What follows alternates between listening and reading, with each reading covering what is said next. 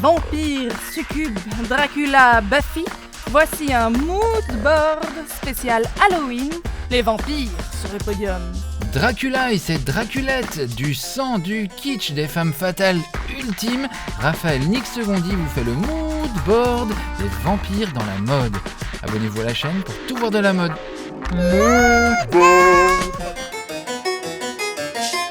La mode s'inspire des films de vampires, et d'autant plus les tout premiers.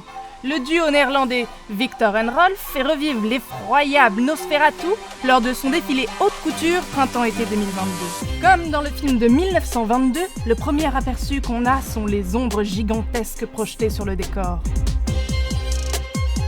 Premier look, c'est la silhouette longiligne de Nosferatu. Épaules remontées au maximum, Nosferatu n'a pas de cou. Un style classique, mais avec l'humour de Victor and Rolf, un costume tailleur noir et blanc. Look 6, Nosferatu est sorti dans sa longue cape qui le protège de la lumière. Les ongles n'ont jamais été coupés, n'ont jamais été lavés non plus. On peut dire qu'il a le feu au cou. Oh mais quelle tête à cou! Chez Louis Vuitton, Nicolas Ghesquière s'inspire de la série des films muets Les Vampires, réalisée par Louis Feuillade en 1915. Une bande de criminels qui sévissent dans le tout Paris des années 1910? Non. Je vous la refais. Une bande de criminels qui sévissent dans le tout Paris des années 1910. Taxi, sucez cette voiture. Les premiers looks sont des robes à panier. L'idée que cette femme est immortelle. Elle a traversé toutes les époques en se construisant une garde-robe. Des broderies géométriques des années folles, les paniers du XVIIIe siècle, le col en jabot noué d'un ruban noir, qu'on retrouve sur ce personnage dans le film. La cape d'Irma Vep, le personnage principal, incarné par Musidora. Irma Vep, c'est l'anagramme de vampire. Elle a eu le droit à sa propre série HBO en 2022, dont certains costumes ont été réalisés par, je vous le donne en mille, Nicolas Ghesquière. La boucle est bouclée, on passe à la suite.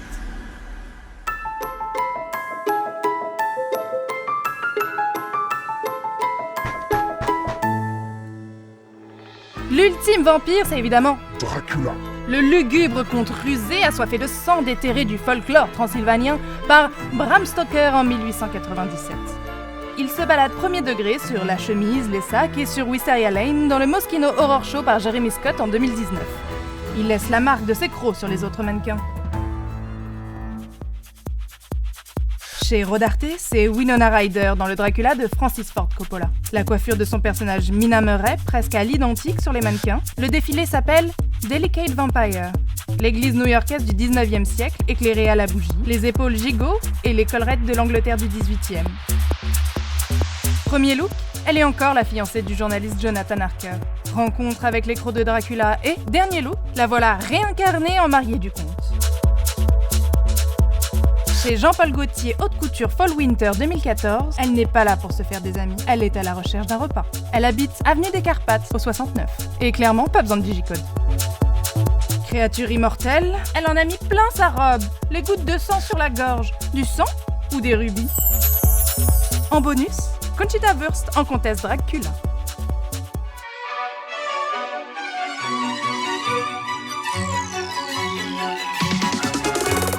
Le vampire, c'est aussi la créature imaginaire, fatale, mortelle. Chez Thierry Mugler, elle est prête à t'ouvrir la gorge pour avoir sa dose de plaquettes. Elle double ses vêtements de sa couleur favorite, le rouge.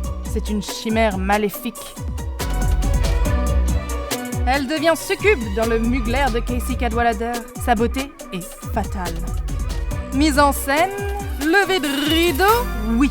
Kristen McMenamy va vous dévorer.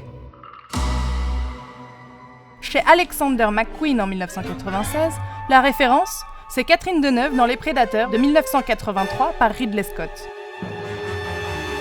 Jupe fuseau, découpe révélatrice, si elle vous attrape dans ses manches, c'en est fini de vous. Tant mieux.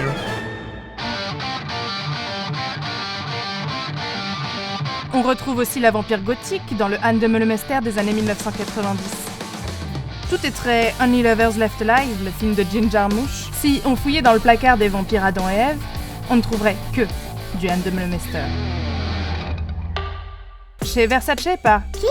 Donatella Versace, le décor donne le là. Éclairage à la bougie, cathédrale aux vitraux médusés. Notre vampire vamp milanaise Gigi Hadid ouvre le défilé. Bouche violacée, elle est toute en cuir. Si elle porte de la couleur, c'est un violet améthyste, avec une robe au pan vaporeux. Elle découpe ses robes en mailles, piercing au nez, boots de ranger, dentelle, lunettes de soleil. L'adolescence n'a pas dû être facile. Si elle se marie, c'est en noir ou en rose, excentricité. Elle est belle comme un cercueil. Et c'est Paris Hilton qui clôt le défilé, plus Buffy que vampire, prête à tuer toutes celles qui viennent de défiler.